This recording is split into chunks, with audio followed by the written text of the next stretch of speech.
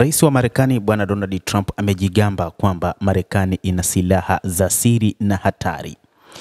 Rais huyo wa Marekani wakati anazungumza haya ni katika kuionya China na washirika wengine wa kibiashara dhidi ya kuongezeka kwa vita vya kibiashara, huku akisema Marekani ina silaha za siri. Hata kama itatoka katika vita vya kibiashara, ina uwezo wa kuingia katika vita vya moja kwa moja na Uchina, huku ikitumia silaha nzito ambazo hakuna anayezifahamu.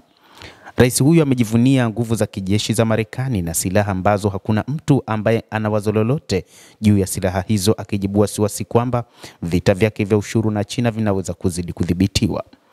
Trump alipandisha ushuru kwa bidhaa za China hadi 125% siku ya Jumatano katika kulipiza kisasi kwa hatua za haraka zilizowekwa na Beijing, ambayo iliongeza ushuru wake hadi zaidi ya 80%. Uchina bado haijajibu ongezeko la hivi karibuni, ingawa wizara yake ya biashara hapo awali iliapa kupigana vita vya kibiashara hadi mwisho. Alipoulizwa kama anajali kuhusu uwezekano wa hatua inayofuata ya Beijing na uwezekano wa kuongezeka zaidi ya vita vya kibiashara, kiongozi huyo wa Marekani alisema kuwa rais wa China Xi Jinping ni mmoja wa watu wenye akili sana duniani ambaye hawezi kuruhusu hilo kutokea. Tuna nguvu sana, nchi hii ina nguvu sana, ina nguvu zaidi kuliko watu wanavyoelewa.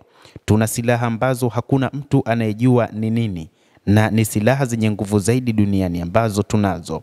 Nguvu zaidi kuliko mtu yeyote hata karibu, Trump aliwaambia waandishi wa habari katika ofisi ya Oval. Kwa hivyo hakuna mtu atafanya hivyo, Trump aliongeza. Anasisitiza kwamba Xi ni mtu mwerevu sana ambaye anajua nini hasa anakifanya. Rais huyo wa Marekani Bwana Donald Trump katika kipindi cha hivi karibuni amekuwa na msuguano na mataifa mbalimbali ulimwenguni, na imetangazwa katika siku za hivi karibuni kwamba ameamua kuondoa ushuru kwa baadhi ya mataifa isipokuwa nchi ya Uchina.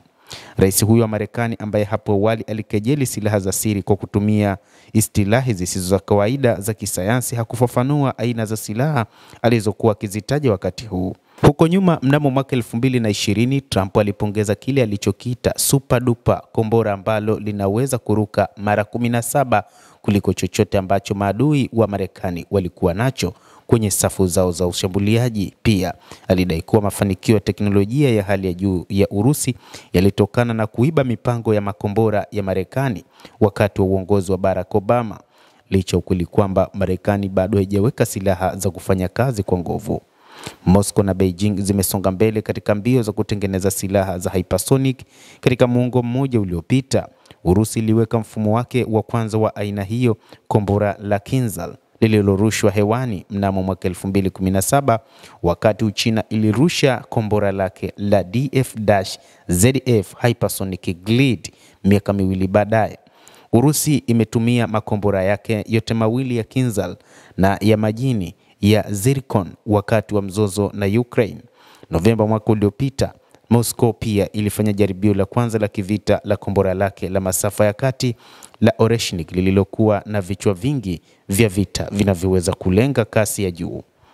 Mtazamaji, endelea kutufuatilia, lakini usisahau kulike, kucomment na kusubscribe channel hii.